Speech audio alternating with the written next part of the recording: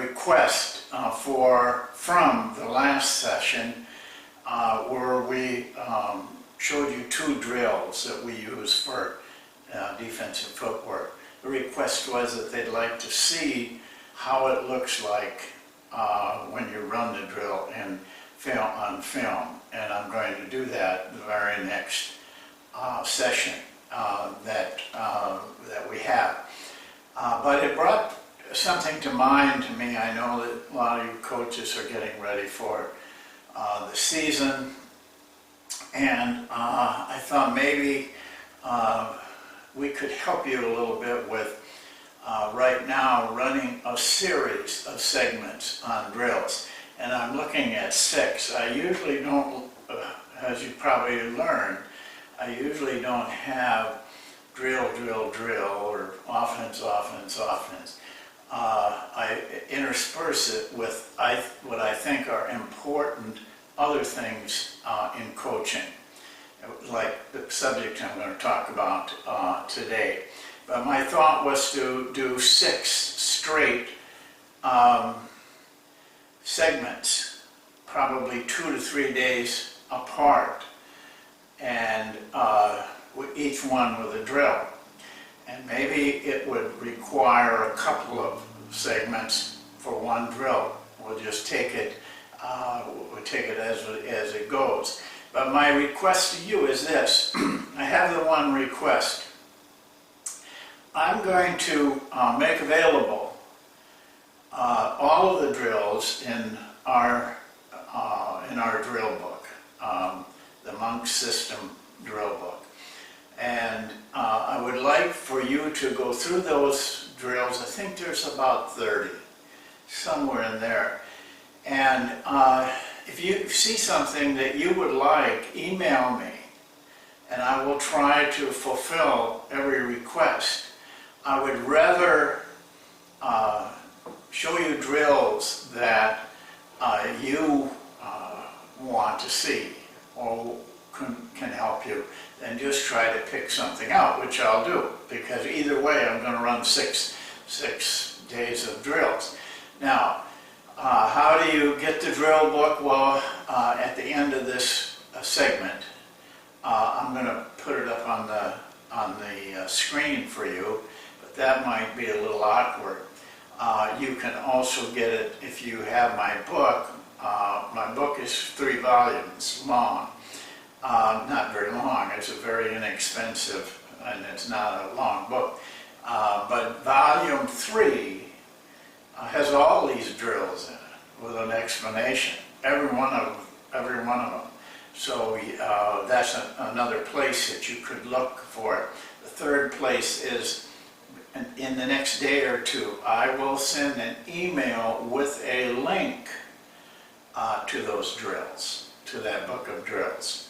And that may make it a little easier for you. And you can always email me, and I will send you, it'd probably be in PDF file, send you those drills. So you have access to getting those drills. First of all, at the end of this film, this segment. Secondly, my book, which is Basketball's Third Element, Improvisation. You will be sent a email with a link, and fourthly, you can just simply email me. And let me see the book. But I will not do any drill that isn't in the book. It's just not the right thing to do. I can't take somebody else's drill and give you a good explanation of it. So keep that in mind, and I'll keep reminding you. Now, today's title, Raise Yourself and Raise Your Players, I think is an important subject. And because basically, if you can't enhance or build up or raise up your players, life is pretty much, you get what you can get, but it's you have no control over it. I I think every coach has got to raise his players above their level that they think is their level or their comfort level. Coach has to go beyond that. But the best way to raise up your players is to raise up yourself. And I'm going to give you a short explanation of that with an actual story, a true story that will help you see it a little bit clearer.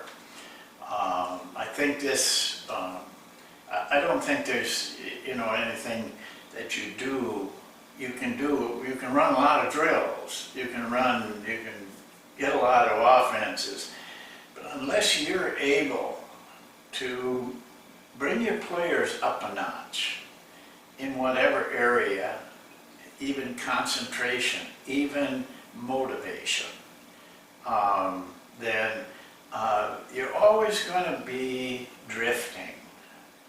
You don't want to drift, you want to control it. And I'm telling you to start with yourself, and then that will automatically raise your players. But there's a third part of this, and that is by raising up your players, it comes right back to you and it raises you up. It's kind of like a boomerang, they throw them out and it comes right back to you. If you raise yourself and raise your players, they'll raise you. That's the way life is in whatever you're doing. Well, the thing that I want to tell you to try to bring it out and clear it up and make it more meaningful to you is it starts with this book. It's called Stumbling on Winds. I don't exactly remember how I got it, but at first I didn't think it was worth my time reading it. Actually, it's two economists that really don't have any basketball background, but they did a lot of studies on winning, and they seem to cater to the NBA. And one of the most interesting things, and I think it's a good thing for you to remember, is what they did is, one of the studies, they did a number on the NBA, but one of them was that intrigued them was, in the draft, they went back to the very first draft and studied every draft up to the present day of this book. And what they were looking for is how did the teams draft? What was it that they looked for in the draft? Well, what they found out was this. First of all, that the players with the highest scoring averages, bigger scorers, got a better draft. And that was, the results. It seemed fairly obvious, even probably to yourself. But they weren't satisfied. They said, yes, that's what they're drafting, but is that where the good players are coming from? So they went back again. And what they found out is that the players that were drafted higher because of their scoring didn't do as well in the NBA as players that were drafted later who didn't have big scoring averages. But they had two things, is what they found, that helped them to become long-term NBA players, a 9 or 10-year veteran. And that was, as a college player, they had a high two-point percentage on the two-point shots. And secondly, they were high in per minute defensive rebounds. Field goal percentage on 2 defensive rebounds. Very close to a lot of the things I've been telling you about wins, how to win. And so that was one part of the study. The part that I want to get across to you, the purpose of this, is that they also did this. They studied which coaches, not by record or anything, but which coaches in the NBA, overall this length of time, did players perform better for them than they did for other coaches. In other words, which coaches raised their players higher than some of the others, and how that related to their success. Well, the result they came up with was, by a very significant distance, there was one coach that stood out in this area. He also stood out in wins and losses, and that's Phil Jackson. Now stop and think about it a minute. Here's a guy here's a story, here's a live clarification of this. Why was he so good? Well, one of the things, according to the book, was he raised up his players. Players play better. Let's take a look at this a minute. Michael Jordan and Kobe Bryant, who has been a nemesis as far as Phil Jackson is concerned in getting any notoriety. I don't believe he's ever been named Coach of the Year, and he's got 11 NBA rings. Why is that? People always say, well, he wins because he had Michael, then he had Kobe. But Michael Jordan never won a championship except when he played for Phil Jackson.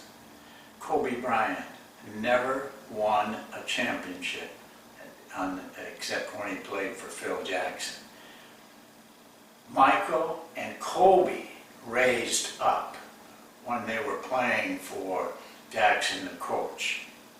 Now, did he raise himself?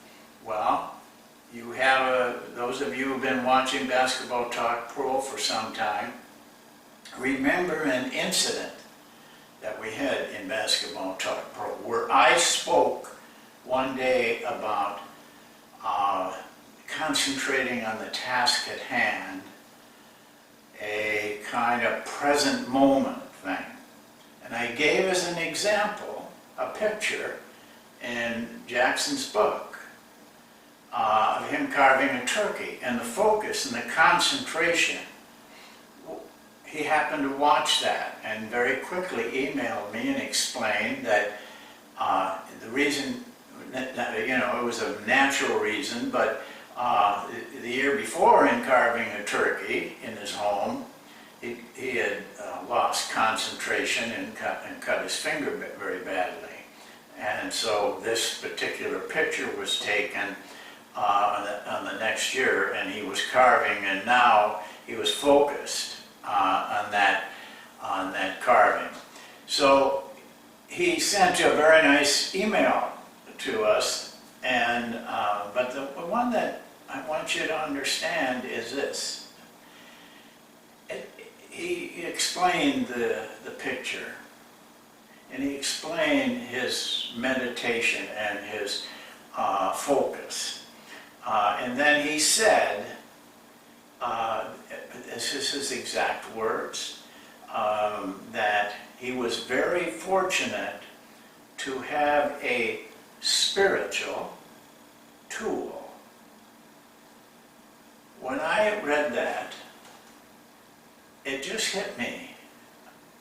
All the things they say about those 11 rings and how successful he was, there was one thing that he had that none of the rest of them had: a spiritual tool. He's a very spiritual man. He's Zen Buddhist, practices it very religiously. He's been meditating for 35 or 36 years. He raised himself, and then he raised his players, and they raised him with 11 rings. Unbelievable task that he took in hand. I don't know what more proof you need. And remember, I told you this too, of the 4 coaches that we have studied and modeled, the 4 coaches that we call masters, Dean Smith, John Wooden, Vince Lombardi, and Phil Jackson. There's one thing that runs through all 4 of them. They made different offenses, they may be different people, but they all had a spiritual tool, all 4 of them. They raised themselves. They raised their team, and the team responded. I hope it's a good lesson for you as you go into the season. We'll see you next time. Don't forget about the drills, and thank you for watching. Okay, this is the list. I'm going to leave it up for about 30 seconds, but you can pause it and then write down those drills that you're interested in. So just be alert and pause it when you need it. Otherwise, it'll run out in about 30 seconds. Thank you.